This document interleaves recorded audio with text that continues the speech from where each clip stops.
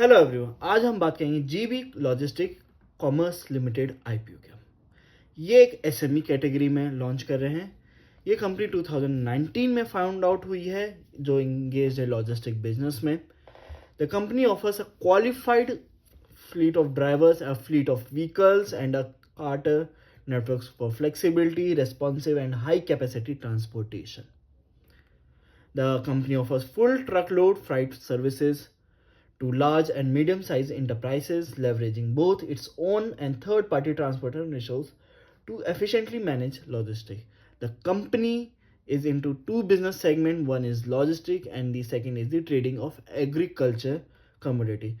सो दो सेकंड जो कैटेगरी है ट्रेडिंग फॉर एग्रीकल्चर कमोडिटीज़, ये थोड़ा कैटेगरी आजकल काफ़ी टारगेट में है इन्वेस्टर्स के, जिसमें प्रॉफिट बिल्डिंग काफ़ी हो रहा है। तो जो कंपनी जो in logistic the company offers the full truck load special handling go down transportation above ground to floor deliveries and expertise in out of delivery areas shipment to remote and challenging locations. ये company के अब IPO की बात करें तो company IPO अपना ला रही है 24 जनवरी से 28 जनवरी 2025 तक। लिस्टिंग डेट है इसकी 31 जनवरी। फेस वैल्यू है शेयर की 10 रुपीज़ पर शेयर। प्राइस बैंड है इसका 95 से 102 पर शेयर। तो इसकी वैल्यू इन्होंने काफ़ी ऑप्टिमम रखी हुई है कि ज़्यादा ओवर प्राइस नहीं रखा हुआ है। लॉट ऑफ साइज जो है 1200 शेयर्स का लॉट रहेगा। द टोटल इशू साइज जो है 24,57,600 शेयर्स का लॉट रहेगा। अराउंड 25 करोड़ का इन्वेस्टमेंट आईपीओ के थ्रू वो जनरेट करना चाह रहे हैं। तो ये एक थोड़ा सा स्मॉल केस रहेगा, तो इसमें रिस्क फैक्टर ज़्यादा रहेगा और मिलने के चांसेस भी कम रहेंगे। तो इशू टाइप जो रहेगा आईपी बुक बिल्ट इशू रहेगा। लिस्टिंग जो रहेगी बीएससी पे रहेगी इसकी। Holding share holding pre issue जो है 57,36,848 शेयर्स की। होल्डिंग पोस्ट जो रहेगी 81,94,448 शेयर्स की रहेगी। इसके जो कैटेगरीज में रिजर्वेशन है, क्यूआईपी कैटेगरी में not more than 50% of the net issues का है। रिटेल ऑफर्ड में net less than 35% of issue का है।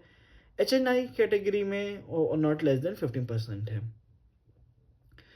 यदि एंकर इन्वेस्टर डिटेल्स में जाएं तो बिड डेट 23 जनवरी है और शेयर्स ऑफर्ड है 6,99,600। तो पोर्शन है उनका 7.14 करोड़ का और लॉक इन पीरियड है इनका 50% of the shares of 30 days का, जो 28 जनवरी तक रहेगा। अनदर लॉक इन पीरियड उनका 90 डेज का, अप्रैल 29 2025 तक रहेगा। रिटेल कैटेगरी में बात करें तो हम लोग एक लॉट मिलेगा 1200 शेयर का, जो अमाउंट होगा 1,22,400 का। रिटेल मैक्स आप मैक्सिमम 1 ही कर सकते हैं। एचएनआई कैटेगरी में मिनिमम 2 लॉट्स का रहेगा 2400 का, जो आपका अमाउंट जाएगा 2,44,800 का रहेगा। डेट ऑफ अलॉटमेंट्स इसकी इशू डेट है 24 की, क्लोजिंग डेट है 28 की। बेसिक अलॉटमेंट डेट है 29 तारीख को। इशू ऑफ रिफंड है 30 जनवरी को। Credit of share same day हो जाएंगे 30 जनवरी को।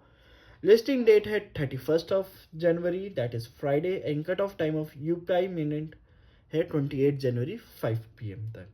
तो जिसको भी अप्लाई करना है तो 5 PM तक करें।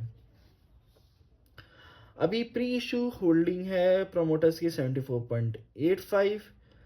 देख के लगता है अराउंड इनकी प्रमोटर्स की offers first sale around 56 around की हो जाएगी।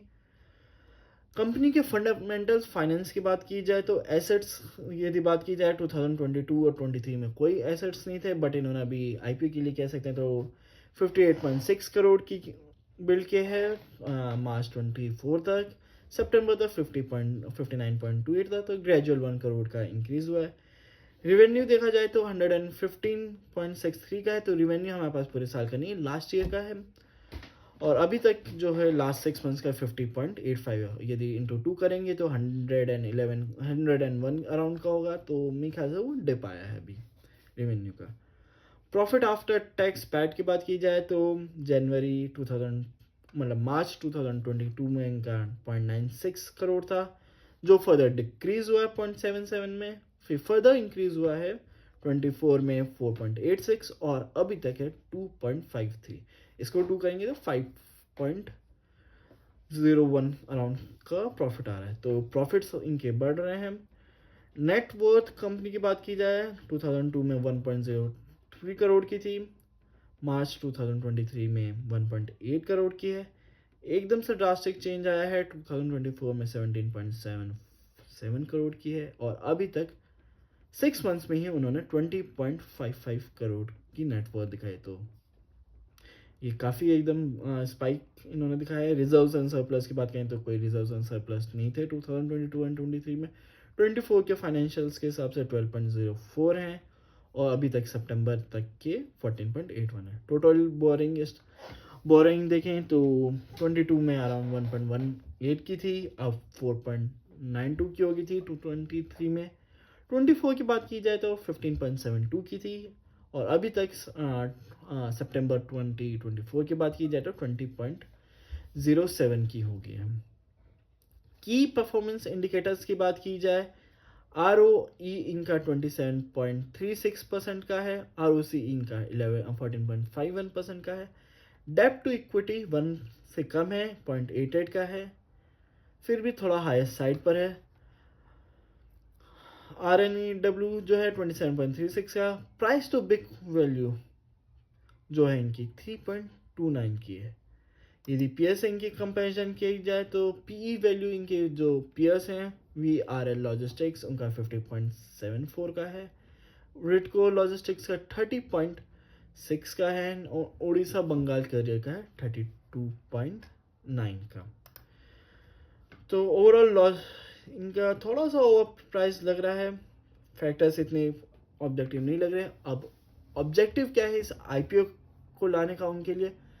Prepayment and repayment of the outstanding boring availed by the company, working capital requirement है, fund expenditure towards the purchase of truck chassis and truck bodies, general corporate. So basically इनका एक point है कि इनको expansion के लिए थोड़ा सा अमाउंट उन्होंने रखा हुआ, थर्ड पॉइंट रखा हुआ। फर्स्ट उनका रीपेमेंट एंड प्रीपेमेंट का फंड है कि डेप्थ फ्री हो। तो उस मोटिव से देखा जाए तो कंपनी का विजन अच्छा है कि डेप्थ फ्री करना चाह रही है कंपनी अपने आप को और अपना एक्सपेंशन में बिलीव करना चाह रही है। ओवरऑल यदि pre IPO post IPO EPS की बात की जाए तो प्री आईपीओ 8.48 का है, समथिंग वैल्यू सही है। पोस्ट आईपीओ इनकी 6.17 की होगी। पी रेशियो की बात की जाए तो प्री आईपीओ 12.3 का है, पोस्ट इनके 6.53। तो एक रीजनेबल रेट में इन्होंने अपना P/E का रेशियो देखा जाए तो रीजनेबल रेट में है। तो इसमें लिस्टिंग गेन की प्रोबेबिलिटी हाई है, बट मार्केट को देखते हुए अभी रिस्क फैक्टर काफ़ी ज़्यादा है। तो मेरा जो पर्सनल अपना सजेशन जो मेरे लिए रहेगा कि मैं अभी होल्ड करूँगा, डे 2 तक इसके सब्सक्रिप्शंस देखूंगा कितने ओवर सब्सक्राइब हुए, क्या GMP चल रहा है। तो अभी करेंटली हमें GMP का भी आइडिया नहीं है क्योंकि अभी एक दिन पहले अभी कल से लिस्टिंग होगी, रिकॉर्डिंग कर रहा हूँ जिस दिन से कल लिस्टिंग है इसकी। तो एक बार वेट करेंगे डे 2 तक के क्या क्या पैरामीटर्स आते हैं, उस बेसिस पे हम फाइनल डिसीजन लेंगे क्या करना चाहिए। तो अभी तक होल्ड का डिसीजन है। Thank you.